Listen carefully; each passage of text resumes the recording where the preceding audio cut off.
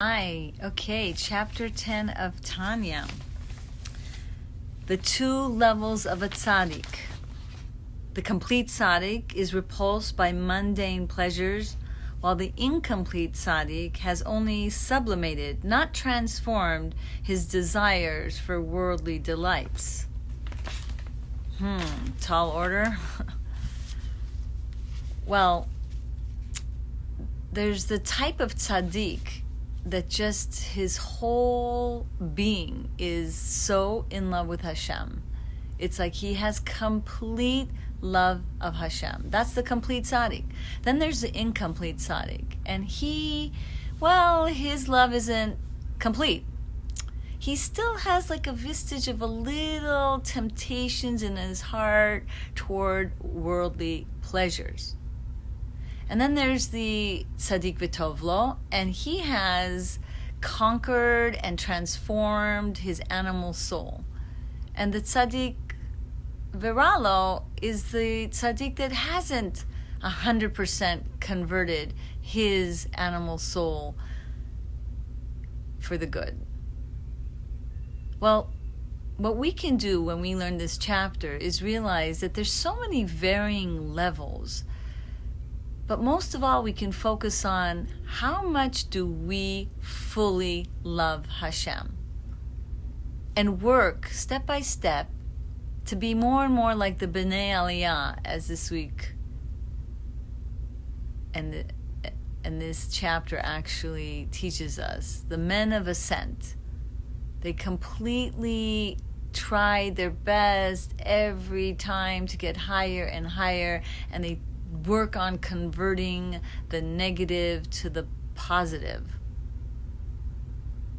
So we could just really focus our attention on where in our life do we love the world in a not l'shem shemaim way, meaning where do we find ourselves indulging in the pleasures of the world and not even connected to anything godly or holy, just purely self-indulgent. And then say to yourself, where can I at least attach a little l'shem shamayim to this pleasurable experience?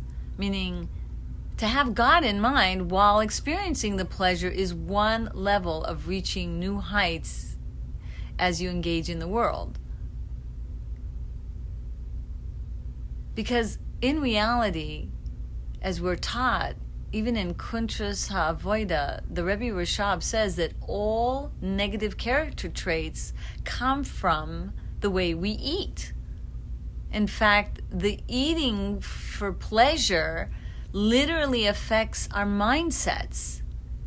The Rebbe Rashab teaches us that if we refine the way we eat, we'll be refining our mindsets.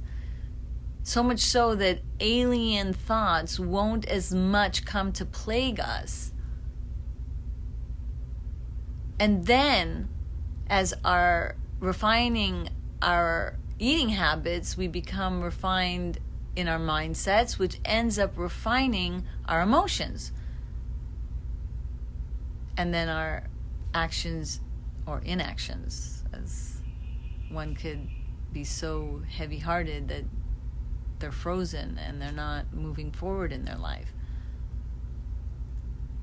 Another concept of this goal of ours to get to this level of only focusing our love and our pleasure in serving Hashem is the idea of this challenge that we may have as we are engaging in the pleasures of the world, especially food, because we have to eat food all day long.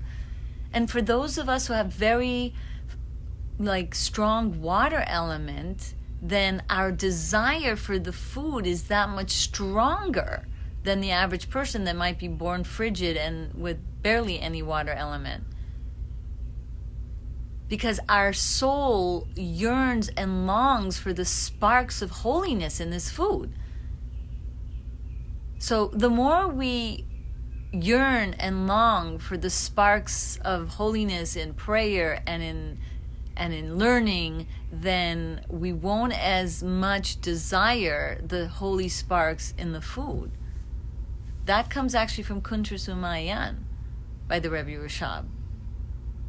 So by just making an effort to try your best to diminish, your lusting for food can really go a long way.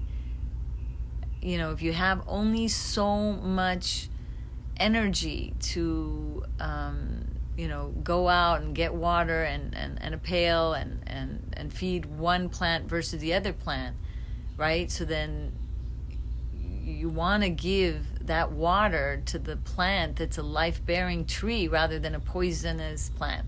So like when we avoid engaging in lustful behaviors, we're like stripping away from the animal soul that power, giving over this amazing water element to our godly soul, and then we can be more tzaddik-like.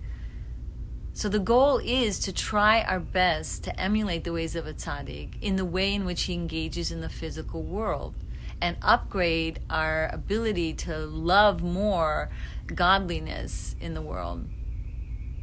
And by the way, you know what it is to be a real tzaddik? Because there's this dictate that says when a tzaddik falls, what makes him a tzaddik is how fast he gets up and moves forward in his life.